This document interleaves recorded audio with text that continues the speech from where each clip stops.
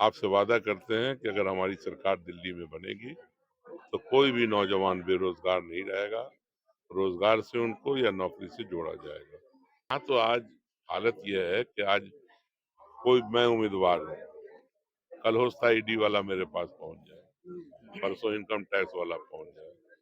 आप देखें, ये तो आपका यूट्यूब है, मेरी बात आम लोगों तक पहुंच जाएगी, लेकिन किसी चैनल पर अगर हम बोलना चाहें और मेरी बात आवाम तक पहुंचाना नहीं पहुंचेगा, इसलिए कि सब बिका हुआ है।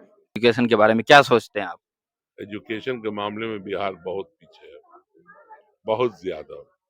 नमस्कार, मैं ठाकुर जी। अब देख रहे हैं भरवारा न्यूज। क्या आप भी मधुबनी लोकसभा के वोटर हैं? तो ये वीडियो आप जरूर जरूर पूरा देखिए। और आज हमारे साथ पूर्व केंद्रीय मंत्री मोहम्मद अली अशरफ फातमी जी है, जो कि मधुबनी लोकसभा से आरजेडी की उम्मीदवार है। चलिए जानते हैं आज उनसे कि मधुबनी की जनता के बारे में क्या सोचते हैं वो। सर, जनता का विश्वास कैसे जीत पाइएगा इस बार? क्योंकि जो भी नेता आते हैं सब बोलते हैं कि नहीं, हम आपके लिए काम करेंगे, हम काम करेंगे, लेकिन जो आते हैं जीत के जाते हैं, वो देखने तक नहीं आते हैं। तो उनका विश्वास कैसे जीत पाइएगा इस बार? देखो, ऐसा है, विश्वास उसका होता है जो प्रेजेंट होता है। बाप बेटा लगातार 3 चुनाव से इलेक्शन जीत रहा है मधुबनी लोकसभा से। तो जब मधुबनी लोकसभा से जीत रहा है, उसको तलाश करो कहाँ है। देखा है कभी आपने उसको? हमें तो जहाँ गए हैं लोगों ने कहा जी। कि उसका अता पता नहीं है, और आम लोगों ने कहा है कि हम लोग तो तलाश आप उनको करो, उनका इंट्रोडक्शन तलाश करो, उनका क्या नाम है, हमने वोट दिया था, कहाँ गायब हो गया। और जब मैं जीत जाऊंगा तो मैं अपना पता बताऊंगा आपको। जीतने के बाद बताइएगा। जीत बताऊंगा तो मैं रहूंगा लोगों के बीच में। ये लोग और ये क्या लग और रहा है सर, जिस हिसाब से मधुबनी लोकसभा में काम होना चाहिए उस हिसाब से हुआ है कि नहीं हुआ है? कहाँ पे काम हुआ, कोई एक काम बता दो। अगर मधुबनी लोकसभा में बाप बेटे ने मिल करके 3 टर्म में अगर एक काम भी किया हो तो वो मुझे कहीं भी दिखा दो। कहीं नहीं लग रहा कि काम नहीं हो पाया है। कह रहा हूं ना कि एक काम नहीं हुआ, एक भी काम नहीं होगा। एक भी काम नहीं हुआ। आपके आने के बाद क्या क्या चीज चेंज होगा? देखो, तुम दरभंगा ही के हो, जी। दरभंगा में बड़ी रेल लाइन देखते हो, वो मेरे ही देन है। पासपोर्ट ऑफिस देखते हो, मेरे ही देन है। दरभंगा में इलेक्ट्रॉनिक एक्सचेंज आया, मेरे ही देन है। दरभंगा और मधुबनी के गांव, हर प्रखंड में कस्तूरबा गांधी आवासीय विद्यालय है, हमारे ही देन है। केंद्रीय विद्यालय है दरभंगा में, मेरे ही देन है। यहाँ मधुबनी में नवोदय विद्यालय की बिल्डिंग बनी, नवोदय विद्यालय आया, हमारा ही देन है। तो एक दो काम नहीं है। एनआईएस का रीजनल सेंटर है, इग्नू का रीजनल सेंटर है, मानू का रीजनल सेंटर है, सब मेरा लाया हुआ है। तो हमने काम कर रखा और मधुबनी में भी काम कर रखा है। ये तो हमारे क्षेत्र में नहीं था, लेकिन कस्तूरबा गांधी जाले में मिलेगा आपको मेरा। हमने उसका फाउंडेशन भी किया था, उद्घाटन भी किया था। सिंगवाड़ा में भी मिलेगा। तो काम काम काम जो है वो बोलता है। इंसान अपना नाम क्या बोलेगा? इंसान जो काम करता है वो बोलता है। और आज हमारे जरिए हजारों की तादाद में नौजवान हैं जिनका दाखिला, एडमिशन, इंजीनियरिंग हो, मेडिसिन हो, लॉ हो, मैनेजमेंट हो, डिप्लोमा इंजीनियरिंग हो, मुख्तलिफ जगहों पर आज उनकी जिंदगी बनी। लोग रोजगार में है, नौकरी में है। तो काम वही होता है जो इंसानी जिंदगी को बेहतर बनाए। उस पर हमने काम किया है। और अगर मधुबनी के लोग हमारा साथ देंगे, जो बिल्कुल लगता है कि जीत यहाँ से इंडिया गठबंधन की सुनिश्चित है, तो मैं काम करूंगा यहाँ। और अगर मधुबनी के लोग 15 साल के बाप बेटे के काम से अगर निश्चिंत है कि वो अच्छा काम किया, तो दोबारा उनको वोट दें।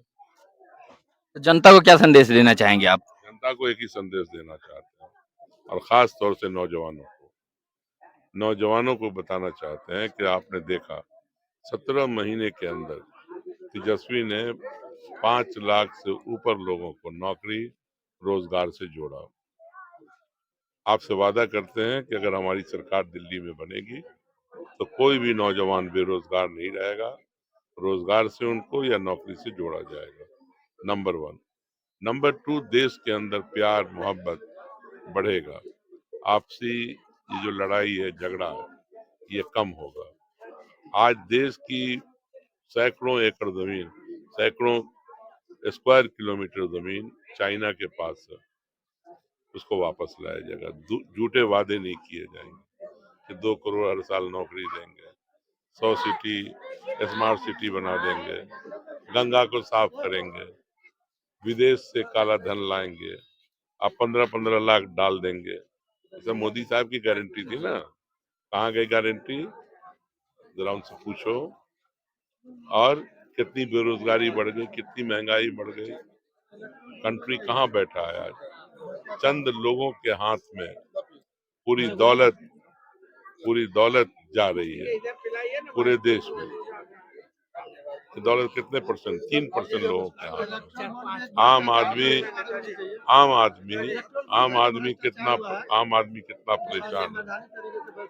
आम आदमी कितना परेशान है, बोलो खोजो। आज ईडी, इनकम टैक्स का धौंस दिला करके जो बिजनेसमैन है, कारोबारी है, इलेक्ट्रॉनिक क्या होता है, इलेक्ट्रोल बॉन्ड पे 6,000 करोड़ का, मतलब दुनिया में इतना बड़ा घोटाला नहीं हुआ, स्कैम नहीं हुआ। 6,000 करोड़ से ऊपर पैसा एक पार्टी ने जमा कर लिया। कितना 100 साल का वो बजट बना के बैठी है। तो ये जो बेईमानी है, शैतानी है, तो ये कैसे होगा बताओ? इस मुल्क के अंदर भ्रष्टाचार खत्म करने की बात होती है। यहाँ तो आज हालत यह है कि आज मैं उम्मीदवार हूँ, कल हो सकता है ईडी वाला मेरे पास पहुंच जाए, परसों इनकम टैक्स वाला पहुंच जाए। मतलब यहाँ मजबूर किया जाता है, जीते हुए एमएलए को परचेज किया जाता है पैसा दे करके, वरना ईडी के डर से, इनकम टैक्स के डर से। मतलब आपके यहाँ आ जाए तो बहुत अच्छे हैं, और अगर आप विपक्ष में हैं सबसे बुरे हैं। तो ये कहीं ना कहीं मुल्क को तानाशाही की तरफ लेके जा रहा है, जो कंट्री के लिए ठीक नहीं है। तानाशाह के अंडर में अमन नजर आता है, लेकिन अंदर से अमन नहीं होता, और मुल्क उसी में टूटता है। तो ये भय का माहौल पैदा करके देश के अंदर एक विशेष लोगों को टारगेट करके इस मुल्क पे हुकूमत करना चाहते हैं। ये डेमोक्रेसी में नहीं होता। डेमोक्रेसी में सभी लोग बराबर हैं। तो ये संविधान को भी खतरा है, देश के प्रजातंत्र को खतरा है, देश के जो गंगा जमनी तहजीब है, भाईचारा है, प्यार मोहब्बत है, उसको खतरा है, मुल्क के सीमा पर खतरा है। तो ये आप देखो कि दुनिया के अंदर आज कितनी प्रतिष्ठा कंट्री की घट रही है, चाहे सीए का फैसला हो, या आजकल इन्होंने शुरू किया है कि कॉमन सिविल कोड, इसमें मुल्क की गर्दन झुकती है, जो एक टारगेट करके कि वोट पैदा होगा इससे। तो ये कोई अच्छी चीज नहीं है। आप देखिएगा कि आप देखें, ये तो आपका यूट्यूब है, मेरी बात आम लोगों तक पहुंच जाएगी, लेकिन किसी चैनल पर अगर हम बोलना चाहें और मेरी बात आवाम तक पहुंचाना, नहीं पहुंचेगा, इसलिए कि सब बिका हुआ है। All is purchase by one house, BJP house. तो ये डेमोक्रेसी का सबसे पहली हार यही होती है कि आपको मीडिया जो है वो सही बात को दुनिया के सामने नहीं रखता। जो एजेंडा तय होता है बीजेपी हेडक्वार्टर में मोदी जी के पीएम हाउस पर कि आज मीडिया में ये चलेगा, और वो सर्कुलेट होता है।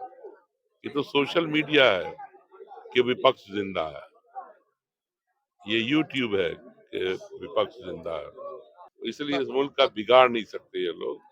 थोड़े दिन के लिए चाल पहल कर लें, अवाम यहाँ की इनको ठीक कर देगी। इस बार जवाब देंगे एकदम 100%, 100%। सर। आपको एजुकेशन के बारे में क्या सोचते हैं आप? एजुकेशन के मामले में बिहार बहुत पीछे है, बहुत ज्यादा।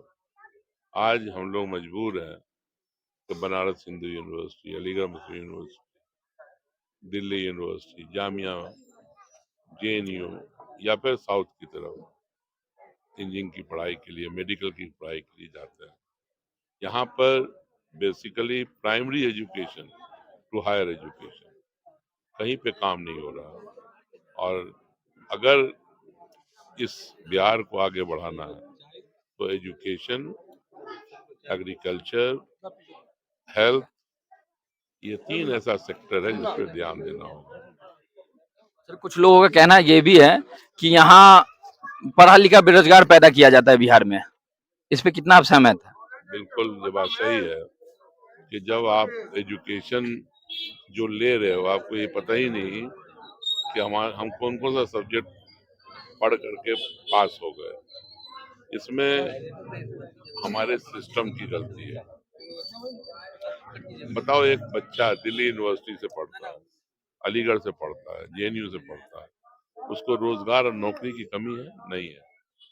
लेकिन अगर कोई हमारी मिथिला यूनिवर्सिटी से पढ़ रहा है या पटना में किसी मगध यूनिवर्सिटी से पढ़ रहा है, मुजफ्फरपुर में यूनिवर्सिटी से पढ़ रहा है, तो उस बच्चे को ये मालूम ही नहीं कि हमने फिजिक्स में बीएससी किया है या केमिस्ट्री में किया। आप पूछिए उससे। तो ये जो व्यवस्था है ये ठीक नहीं है। प्राइमरी टू हायर एजुकेशन या टेक्निकल इंस्टीट्यूशन है, उसकी हालत देखिए। आपको एक एग्जांपल देते हैं, अब वहीं से फर्क मालूम हो जाएगा। दरभंगा के अंदर सरकारी स्कूल है जो हर गांव में खुला हुआ है, हाई स्कूल, और यहाँ 2 केंद्रीय विद्यालय चलता है। यहाँ पे नवोदय विद्यालय चलता है। बताओ एक चीज, दिल्ली में रह करके केंद्रीय विद्यालय यहाँ चल रहा है और वहाँ पे हर आदमी एडमिशन चाहता है और उसका स्टैंडर्ड ऊंचा है, अगर तो ये मुमकिन है। लेकिन पटना से हमारे इन हाई स्कूल के अंदर अच्छी शिक्षा नहीं हो रही है। क्यों? आप एक चीज बताओ, यहाँ पे मानू का एक कैंपस है, चले जाओ, वहां पर उर्दू मीडियम से पढ़ाई होती है, ठीक है, हायर एजुकेशन की भी पढ़ाई है वहाँ से हर निकलने वाला बच्चा को जॉब होती है 100%, 95%। मिथिला यूनिवर्सिटी में क्यों नहीं होता ऐसा? तो शॉर्टेज है। हमारा जो तरीका है शिक्षा का, उसमें कहीं ना कहीं कमी है। तनख्वाह तो लेते हैं टीचर, लेकिन ऐसा नहीं होता। चलिए सर, बात करने के लिए बहुत बहुत धन्यवाद।